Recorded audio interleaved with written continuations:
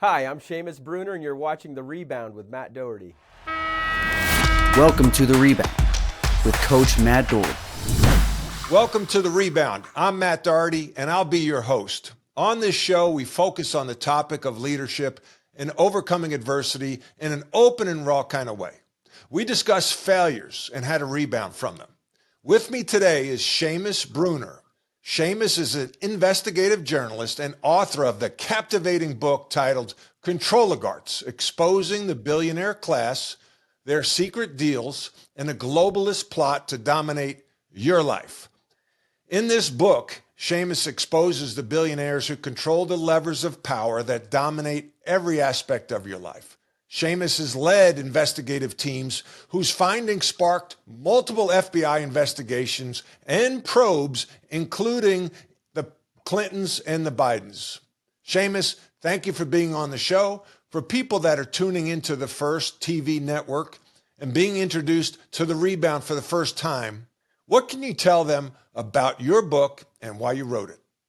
Yeah, hey, Coach, it's great to be with you. I am so excited to be on this show. I'm so glad you got a show here. It's covering the most important topics. And the Controligarchs, as I call them, are the billionaires and bureaucrats plotting and scheming to dominate every aspect of our lives. They're succeeding. This is men like Bill Gates, George Soros, Mark Zuckerberg, Jeff Bezos, and of course that Bond villain type character out in Davos, Klaus Schwab. And they're full speed ahead on taking full control over your health, your food, your information, our financial system, on and on and on it goes. And if we don't wake up now, they're going to win. What prompted you to write the book? Well, I work with a gentleman named Peter Schweizer. He's my mentor and boss. He's an investigative legend. I've worked with him since 2011, providing research and support for his books like Clinton Cash, Profiles in Corruption, Throw Them All Out. That exposed insider trading in Congress. Like Stock Queen Nancy Pelosi always gets the best tips. Clinton Cash blew the lid off the Clinton Foundation. Secret Empires first exposed the Biden pay-to-play schemes in Ukraine with Burisma and in China with the Bohai Harvest private equity fund bankrolled by the Communist Bank of China. And so all of these investigations, our motto is very simple. It's follow the money. And after exposing the politicians, the Bidens, the people on Capitol Hill, you kind of start to feel like maybe they're not calling all the shots there. Maybe Joe Biden isn't the one designing some of these atrocious policies that we're seeing play out in real time. And so that's what led me to follow the money just a little bit further to these billionaires and bureaucrats, unelected, and that's a big point in all of this. These guys are not elected, and therefore they are unaccountable. And then the other thing that led me to write the book was the pandemic. I mean, everybody wants to say the pandemic is over. Why are you talking about the pandemic? No, the pandemic was just a blueprint for the future. And so I kept coming back to this word control. They want to control our food system with Bill Gates buying up all the farmland, or they want to control energy with these smart thermostats. There's a good section on that, how they actually can remotely control the temperature in your home. And so control is just everywhere. That's what drives these guys. They're sort of like, they got God complexes. And so I wanted to expose them. So I followed the money, showed how they got extremely rich off of the pandemic. And that may not surprise the savvy listeners of this show, but what they're doing with all of this money that they got from the pandemic, that's what's really shocking. So tell me, you go after some of the most the most powerful people in the world. What kind of threats, fallout, pushback have you experienced? Yeah, so Amazon, for one, is the biggest retailer. That's one of the reasons I included Jeff Bezos in this book, which is not necessarily the smartest thing to do if you're an author trying to sell books. But we definitely saw Bezos' thumbs on the scales. He has not flat out removed Controligarchs, but he has removed a number of other books. So you got to be careful what you publish if you want to sell on the number one retailer. Of course, LinkedIn is owned by Bill Gates. We saw some funny business with that. But I think everybody has experienced these big tech oligarchs messing with their accounts, messing with their reach, trying to shut them down. We've been through all of that, and that's one of the reasons we like to publish books. We know that they're sort of a dying medium, but they're permanent. You can't erase a physical book, which is why it's so important to get hard copies of the books that you need, and this is one of them. Because everything is vanishing from the internet. I see it on Google all the time. They keep changing their algorithms and making it harder and harder to find the truth. Two quick thoughts. One, you're printing this book. You're doing interviews. I see them. This is juicy stuff. How come the media is not picking up on it? Yeah, well, Chapter 7 is called Mainstream Mind Control, and it's all about the corporate media companies and how they are controlled by the Controligarchs. I mean, you've got huge investments, big companies like BlackRock and Vanguard and State Street who hold large chunks. But then, of course, it's not just the money. There's a lot of ideological reasons that the mainstream media doesn't want to tell the truth. And so, that too is a dying medium, by the way, corporate media. CNN viewerships at all-time low. But you look at the people behind these companies, and I go into them one by one. I mean, Ted Turner doesn't own CNN anymore, but you can't find a more ideologically driven person than the founder of CNN, Ted Turner. I mean, the guy's a total nut job. He says that a lot of these guys are concerned with overpopulation, so-called overpopulation. Ted Turner is one of them. He thinks that the planet should have no more than 1, maybe 2 billion people. And so you look at these guys, and they are extremely ideologically driven. George Soros, for example, he also is sort of into this overpopulation stuff. He funds a lot of the methods for bringing down the birth rates. That would be abortion and birth control. I get into that and all of the investments from this billionaire class into all kinds of methods of abortion and contraception. And so it's a lot of ideology. You know that it's not profit reasons why the news is so bad, because they lose money.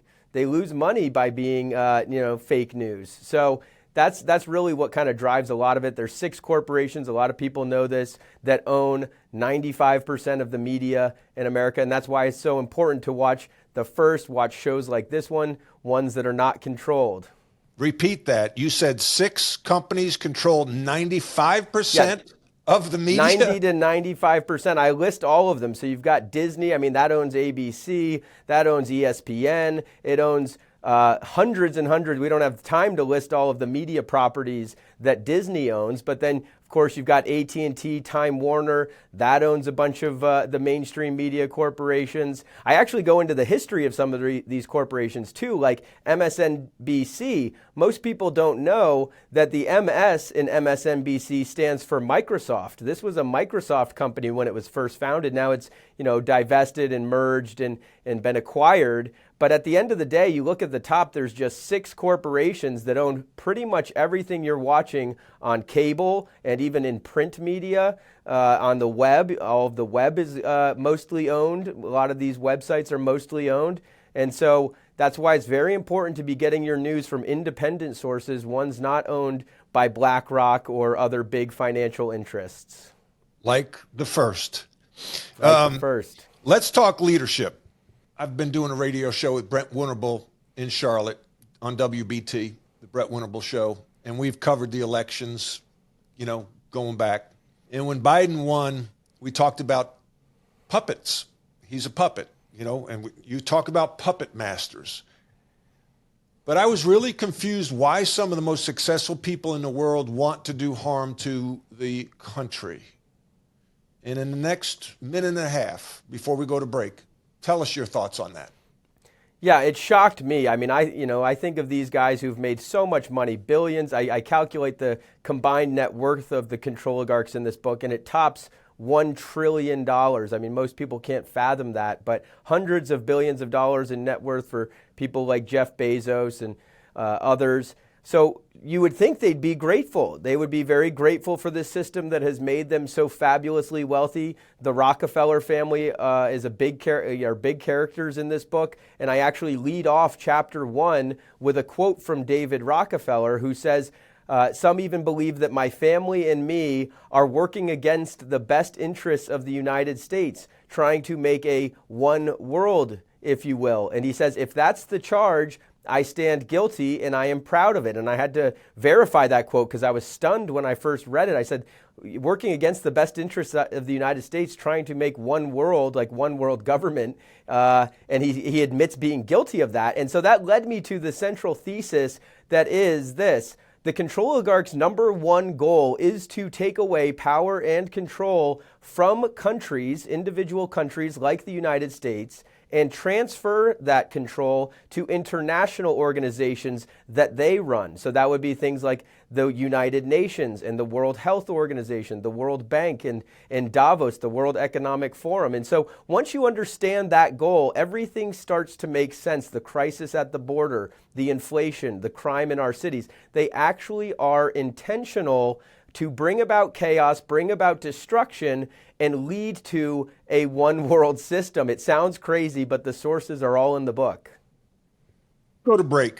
And when we come back, Seamus is going to discuss how the United States can rebound from our current state of turmoil. The Rebound is sponsored by Sector Spider ETFs, a unique family of exchange-traded funds that divide the S&P 500 into 11 sector index funds.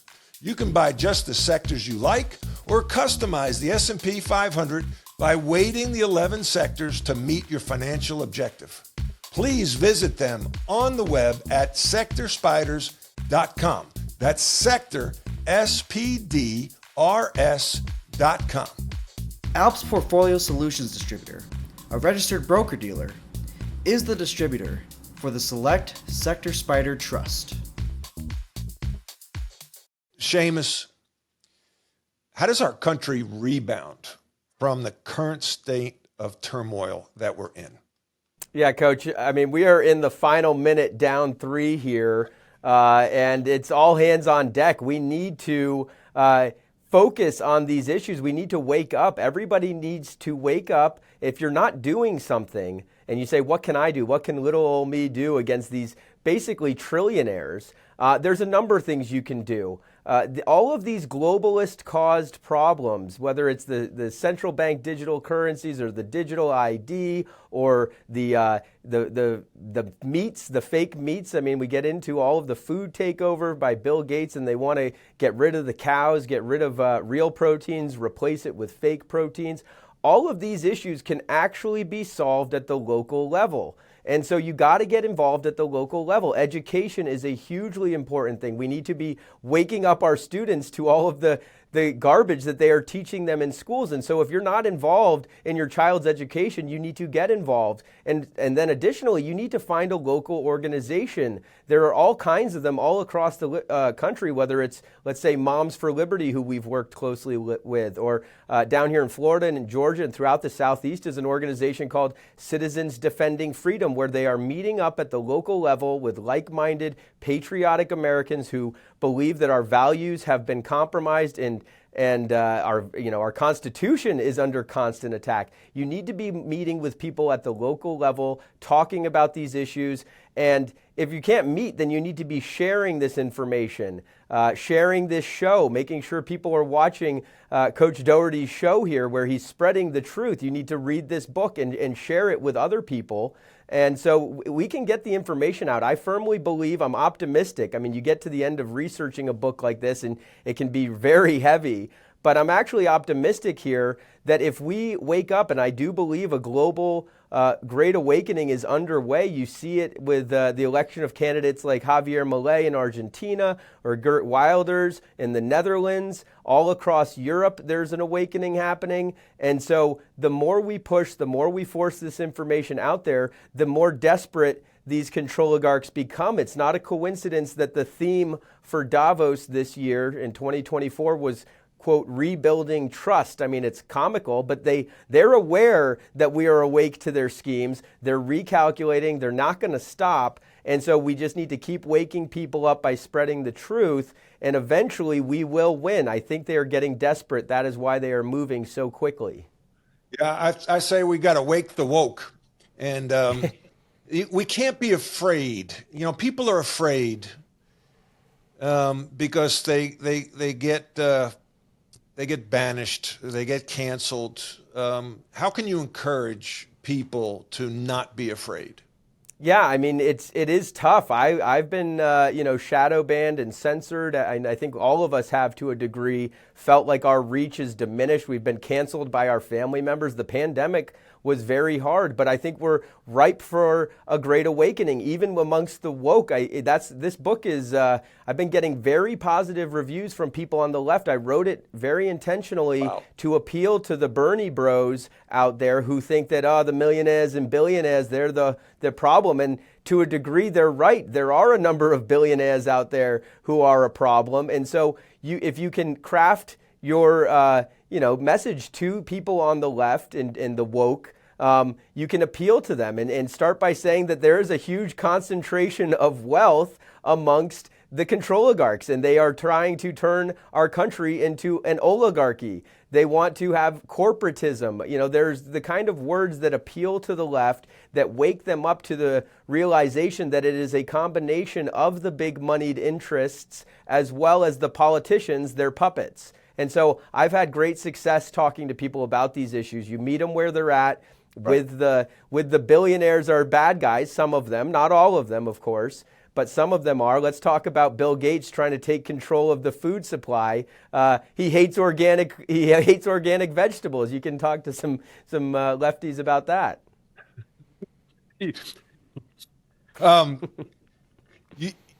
You mention in your book Controligarchs, which again is an awesome read, powerful.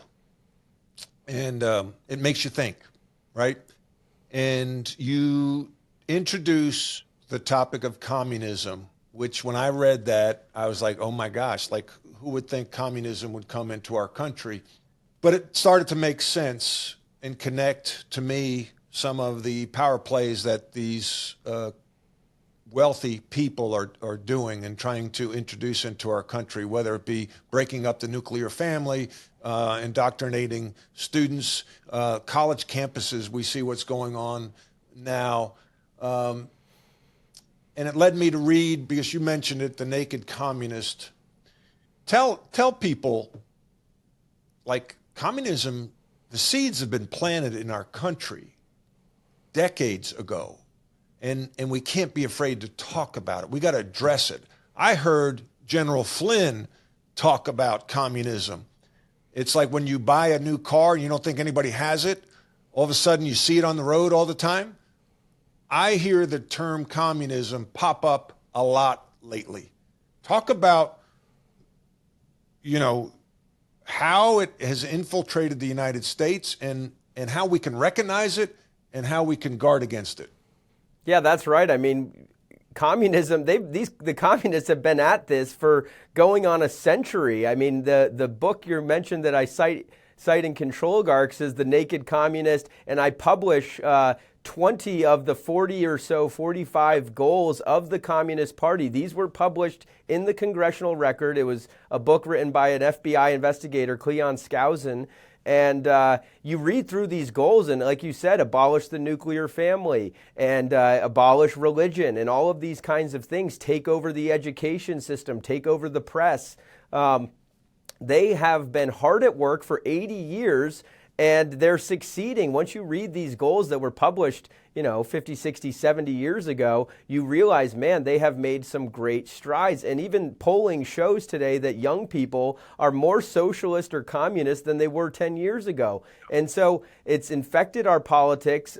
Really what it is it's a mindset of jealousy, where you just want what, it's very easy to sell that, the rich people have something and I deserve that too. And so you can see why it sort of takes off with young people, but it's actually going to get a whole lot worse. I say in the book, it's not just that the communists are waging a war on the family or a war on information, a war on truth, a war on religion. They're waging a war against humanity, and you see it with this transhumanist revolution. I mean, coming up through today, and this transhumanism and this artificial intelligence revolution, you see it all around you. I mean, you can't go 5 minutes without AI just being shoved down your throat. And it's very helpful. I'm not a Luddite. I'm not saying that you should just totally run away from it, but you need to be aware that AI is a socialism machine. And the way they're going to bring about socialism using AI is three ways. First, they're going to get rid of a lot of jobs. You can already see people,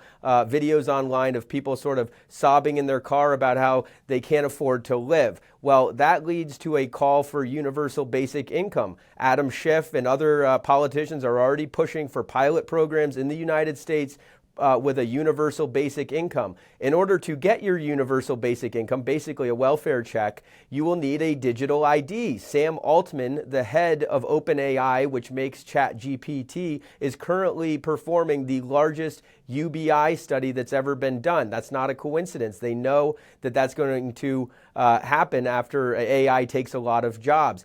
Okay, but then you need a digital ID. Sam Altman says in order to get your check faster, we need to verify it's you. And then finally, the central bank digital currency, that's going to be needed to get you your check faster. And all of the people working on a central bank digital currency, including our Federal Reserve, are saying that this is a number, like there's all kinds of benefits. Like we can use a CBDC to get migrants their welfare checks faster. And so once you see these pieces all fitting together, you'll realize we will be in a total socialist technocracy type situation. It sounds, I know, crazy to some, but they are working night and day to bring it about. Listen, I could go on and on. I would love to be, have you over at the house for dinner and talk about this stuff because it just blows my mind. It's scary. You just had a child. I have two. My biggest concern, and one of the reasons I like to introduce these topics and talk about these topics is not for me. It's for my kids and their kids. What are you've looked behind the curtain as much as anybody. What are you most afraid of? Yeah, I mean, it is a scary world to be raising children in. And, scarier still is the fact that you can't control what your kids end up doing. I know that in our house, we're not going to be giving them the iPads and, we don't want to send them to public school so that they can be brainwashed into being woke. But that's very tough, but it's critical. As a parent, you've got to have an active role in your child's education. I think 20, 30 years ago, a lot of people thought like, oh, I'm paying taxes, therefore I'll just have the government raise my kid. We can't be doing that anymore. You've got to be a good role model for your kid. You got to make sure you know what they're looking at. You can't just be plopping them down in front of the tube or giving them an iPad and not knowing what they're looking at, because the war for your child's mind is waged every minute of every day. And so the children are the most important thing. We need to protect them and we need to raise them to be aware of these issues. And if you've got kids who are growing up or going into college, be aware that a lot of the jobs of today are gone tomorrow. I mean, I just saw an article from Microsoft that says radiologists are basically obsolete. It's kind of like at the grocery store, 10 cashiers used to check you out. Now it's one cashier managing 10 machines. It's going to be just like that in all kinds of fields. So there will be, for every 10 radiologists, there will just be one person managing the radiology AI. And so make sure that your kids are going into a field. I mean, it's not a bad thing to put them into the vocational training. The robots can't do the welding and the plumbing yet, right. And you can make six figures as a welder. I mean, Mike Rowe with Dirty Jobs. I mean, he's all over this issue. Doing the dirty jobs, the robots can't do those yet, and so that's not right. A bad thing. Listen, we've got again. I could go on all day. We've got 2 minutes. What question should I have asked you that I didn't? Well, we could do a whole show on how the Zuckerbucks 2.0 are already just flooding into the 2024 election, and it is a bad situation. I mean, the polling doesn't look good for our president right now, but they are going to try to steal this election. You can bet on that. And so we need everybody to be paying attention, volunteering at the polls, watching the polls, because It's going to be Zuckerbucks 2.0. I mean, you've got Jeff Bezos' ex-wife, Mackenzie Scott. George Soros, as we know, is totally got his fingers on the scale. These prosecutors that he put in place, this is a really dirty way of trying to win an election, trying to bury one candidate under the prison with trumped-up charges. And so we need people volunteering to watch our elections, make sure they're clean. Don't, if they're shutting down the count in the middle of the night, that's a telltale sign that they're up to no good. Seamus, thank you for joining us today for a great perspective on the importance of being a truth teller. For those of you watching this show, we all deal with setbacks, failure, and loss. I encourage you to rebound. I encourage you to learn and grow. If you would like to contact me, you can do so by going to my website, dohertycoaching.com. That's DOHERTY.com. Thank you for tuning in. Leadership is a learned behavior. You're a leader whether you're a parent, a coach, a business owner, or a friend. We all lead in some way, shape, or form. Thanks for listening. I welcome any and all feedback. You can reach me at dohertycoaching.com.